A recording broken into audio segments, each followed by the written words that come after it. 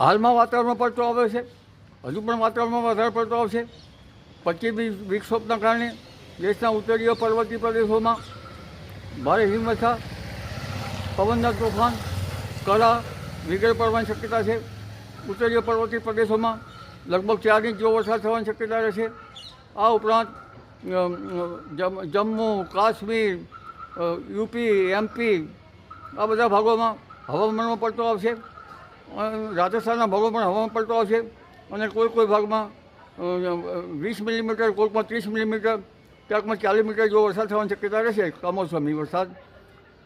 ત્યારબાદ લગભગ 25, 26, 27, 28માં પશ્ચિમ વિક્ષોભની અસર થશે. ગુજરાતના ભાગોમાં પણ વરસાદ થવાની શક્યતા રહેશે. ઉત્તર ગુજરાતના ભાગો, પંચમહાલના ભાગોમાં વરસાદ થવાની શક્યતા રહેશે. વલસાડ વગેરે ભાગોમાં કંઈક છાંટાછૂટી થવાની શક્યતા રહેશે.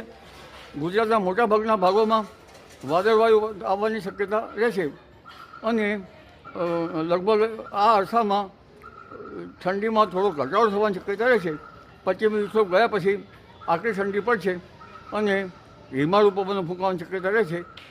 ઉત્તરાયણ આસપાસ પણ હવામાનમાં પડતો આવશે એટલે લગભગ 2 થી 3 પશ્ચિમી વિક્ષોભ પતાર આવી રહ્યા છે, જેની અસર તળે છે ગુજરાતનું વાતાવરણ પણ પલટાવાની શક્યતા રહેશે. 2 મિનિટ થઈ.